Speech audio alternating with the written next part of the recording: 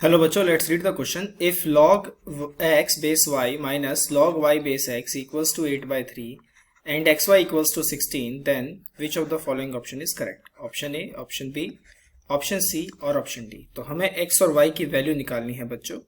आइए हम इसमें अपना की कॉन्सेप्ट देखते हैं. यहाँ पे की कॉन्सेप्ट हम अपना क्या देखेंगे. पहली बात कि log a बेस b को अगर मुझे इसका बेस वगैरह चेंज करना है तो मैं इसे ऐसे लिख सकता हूँ log b बेस a. जो पहले बेस था अब वैल्यू हो गया, जो पहले वैल्यू था अब बेस हो गया. तो इसको ऐसे लिखा जा सकता है. इसको बेस चेंज थ्योरम भी कहते हैं. साथ ही साथ अगर log a base b c के बराबर है तो हम कह सकते हैं a की वैल्यू क्या हो जाएगी, b की पावर c.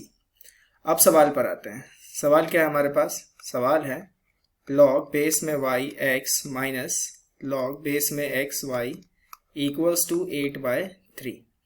अब यहाँ पर log x बेस y, इसका अगर मैं बेस चेंज करूँ तो मैं इसे लिख सकता हूँ 1/log x base y equals to 8/3. अब यहाँ पर हम क्या करेंगे बच्चों, हम पुट कर लेंगे log x बेस y को t. तो x बराबर क्या आएगा, y की पावर t. इसको इक्वेशन 1 मान लेते हैं. अब हमने जब इसको t पुट किया है तो ये हो जाएगा t minus 1/t equals to कितना, 8/3. एलसीएम लेंगे तो ये आएगा T square minus 1/t equals to 8/3. Cross multiply करते हैं 3t square minus 3 equals to 8t.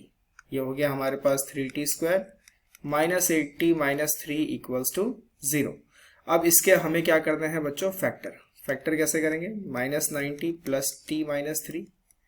यहाँ पे हमने 3t कॉमन ले लिया तो ये आएगा t माइनस 3 प्लस 1 कॉमन ले लिया तो ये आएगा t माइनस 3. फाइनली हमारे पास हो गया 3t plus 1 into t minus 3 equals to 0. तो t की वैल्यू आ गई 3 और माइनस का 1/3. t हमने क्या माना हुआ है, t हमने माना हुआ है x is equal to y की पावर t, है ना, पहली इक्वेशन से. तो हमारे पास केस बनेंगे x इक्वल्स टू होगा या तो y की क्यूब और x इक्वल्स टू होगा y की पावर माइनस 1/3. यानी यहां से मैं ये कहना चाहता हूं, अगर मैं क्यूब कर लूंगा तो x की क्यूब हो जाएगा y की पावर माइनस 1, यानी कि y is equal to 1/x की क्यूब. या तो ये कंडीशन आएगी, हाईलाइट कर लेते हैं, या तो ये कंडीशन आएगी या फिर ये कंडीशन आएगी. चलिए अब देखते हैं आगे. नेक्स्ट हमें बोला गया है xy इज इक्वल्स टू 16 है. xy is equals to 16. अपने पहले कंडीशन से चलें. केस 1 क्या कह रहा है कि x is equals to Y cube है, तो मैं यहाँ पे y क्यूब रख लूंगा. तो y की पावर 4 इज इक्वल्स टू 16 यानी 2 की पावर 4. तो y की वैल्यू कितनी हो गई, 2. y जैसे ही 2 हो जाएगी तो x की वैल्यू कितनी हो जाएगी, 8. एक तो ये आ गया. केस 2 पे अगर हम चलें, केस 2 में xy इज इक्वल्स टू 16 है, राइट. तो हम यहाँ पर ये कह सकते हैं कि y की जगह मैं कितना रख सकता हूँ, 1/x क्यूब. तो x y की जगह 1/x क्यूब इक्वल्स टू 16. ये हो गया स्क्वायर पे.